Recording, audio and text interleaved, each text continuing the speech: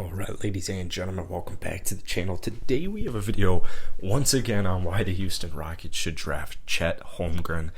This guy is still my number one. He's still my favorite, and he actually got things.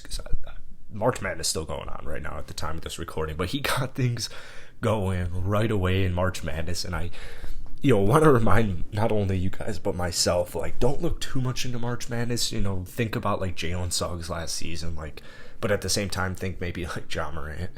If players have been doing well all season and then they do better in the tournament, that is a good sign. That is a good sign. But just don't put all your eggs in March Madness, basically, is what I'm trying to get at. So Chet in the first round of the tournament went 19, 17, and 5. And then he had 7 blocks and 2 steals. I mean, that's the craziest stat line I've ever heard.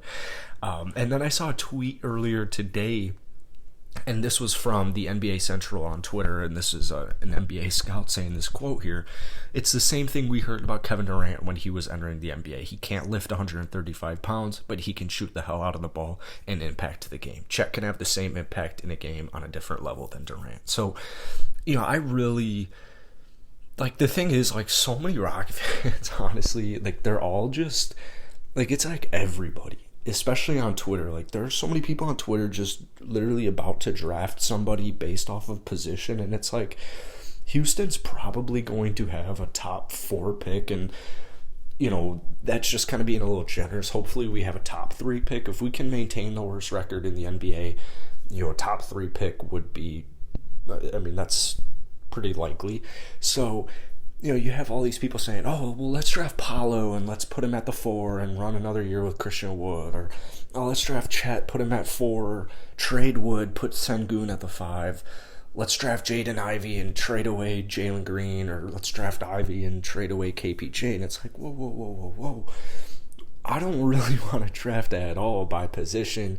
You can go back to so many different players like Darko, Sam Bowie, most recently, think Marvin Bagley, Sacramento Kings over Luka Doncic. Think James Wiseman being drafted over LaMelo Ball. LaMelo Ball could be on the Golden State Warriors. So I don't want to draft at all by position, because I'd be happy with any of the 4 prospects, and I'd be the most happy with Chet. But I'd even if we drafted Jaden Ivey and it was that's either the end of KPJ or Jalen Green, most likely KPJ because Jaden Ivey can handle the ball. It's just I'm still fine with it. I'm not trying to get these personal attachments to these players just because I like them. So, Chet, I think, really is the guy. And that first round of the playoffs, this is basically what Chet's been doing all season.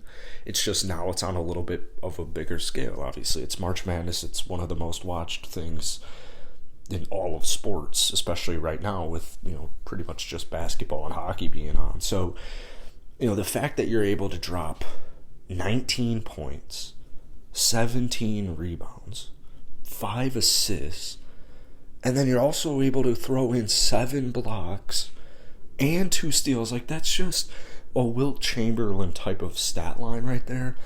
And I think back to Mobley, as excited as I am for Jalen Green, there's something about Evan Mobley being a 7-foot-plus dude who can handle the basketball, handle the ball in transition, can guard 1 through 5. There's just something about Evan Mobley. He's probably about to win Rookie of the Year. That just, there's always something in the back of my head saying, well, what if?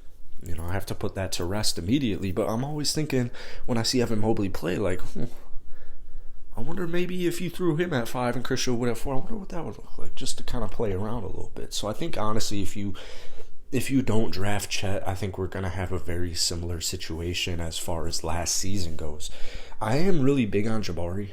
I'm pretty big on Jabari. I'm also just as big on Paolo and Jaden Ivey.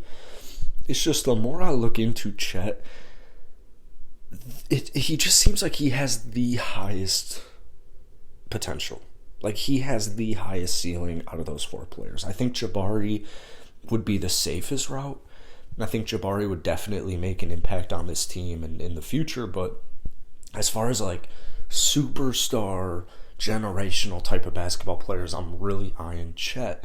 Jaden Ivey's also a really enticing prospect. Don't get Jaden Ivey off of your draft board just because we have KPJ and Jalen Green. That can all be worked out. So I wouldn't even think about that. Because when you watch Jaden Ivey play, you're like, oh, he's kind of like John Morant, just with less bounce.